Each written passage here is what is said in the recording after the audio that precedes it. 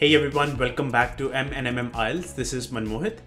In today's video, I am going to share with you all 5 tips for your IELTS writing task 1.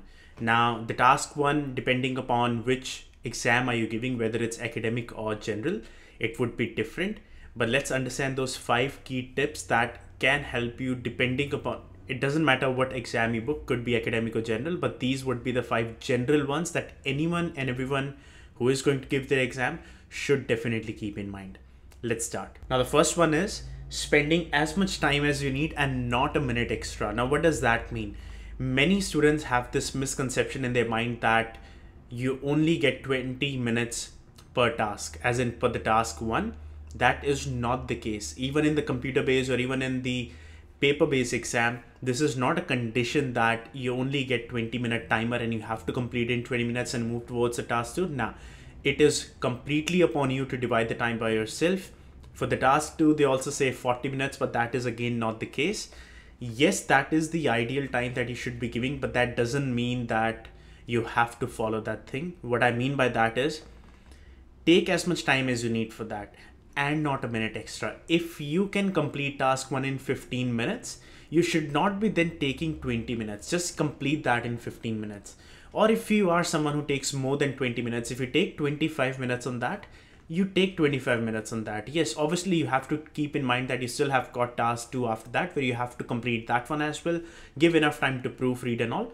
But then do not get discouraged and stressed because of the fact that you have to finish the task 1 in 20 minutes. You can take as much time as you require, but then again, be very mindful of the fact that you have to do the task 2 after that. So always be mindful of this thing, and obviously whenever you practice, my recommendation here would be to aim for completing your task 1 in 15 minutes.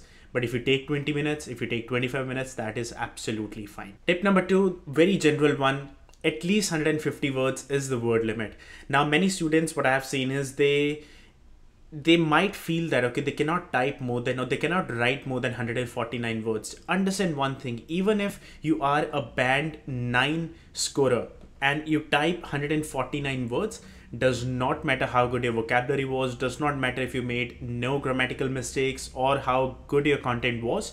If you type 149 or if you write 149 words, you will never be getting a full band score. That is it. That is their requirement. I would any day prefer touching at least 150 words. And if you just barely type 150 words, now they won't deduct marks just for typing 150 words, but then I doubt you would be getting a full score because you're not really giving enough amount of content to the computer, or even if you just write it down on a paper. Make sure that it's more than 150 words. Again, you don't have to write or type 300 words. That is not the goal here. But then have an aim for at least writing or typing about 160, 170, 190 maximum. Just prefer just taking 200 words. But anything below 150 words is a big no. Next one, academic versus general. Now, whenever you book the exam, you always make sure why are you giving this exam, depending upon if you need this exam for your immigration purposes, or depending upon if you're wanting to move to overseas to a different country and want to study over there.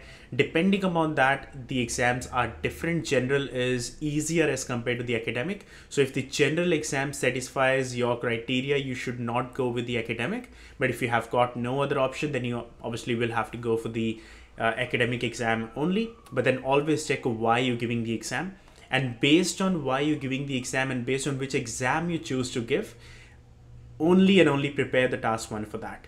Because academic, you would be getting those reports or some bar graph, pie chart where you have to type in a summary, type in a report. Whereas if it's a general exam, in that case, you would be getting a letter to type or write. So completely different task 1 depending upon which exam you choose. So always and always practice the question depending on which exam you're going to give. Next one, I cannot stress that enough, stressing the supporting the main idea with your data. Now, if you have picked up a couple of sentences from the given image, you just say America is the highest, whereas Australia is the lowest in population, for example. In that case, you have to actually, now you have got the main ideas, but you have to actually support it by giving some numbers. What numbers? The numbers would be given to you in the form of a bar graph, pie chart, all these kind of things, but always supported with the data. If you do not support it with data, you're just giving them, the examiner, incomplete information. In return, you will lose a hefty amount of bands in there. Always make sure your information, your main ideas, topic, sentences are supported with the numbers and facts. And last but not the least, again, I cannot just stress this enough thing, that you have to make sure you proofread. I've seen many students, what they do is they take exact 20 minutes on task 1 to type, they take exact 40 minutes on the task 2 to write and type, and they are done with their exam in 60 minutes. They do not even give any time towards proofreading.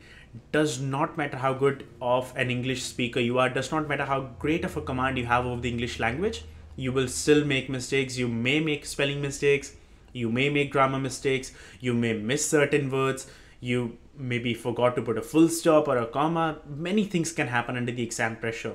That is why I always say, always aim to finish your exam at least 10 minutes early for the writing module. Aim for completing your task 1 in 15 minutes. Aim for completing your task 2 in 35 minutes, just so that you can save 5 minutes each. In the end, you will have spent 50 minutes in both of the tasks, and you will still have 10 minutes to go where you can proofread every single thing. Even if you are confident that you haven't made even a single mistake, you should still give 10 minutes, because in the exam pressure, under the exam pressure, there is a high probability that you might have made mistakes.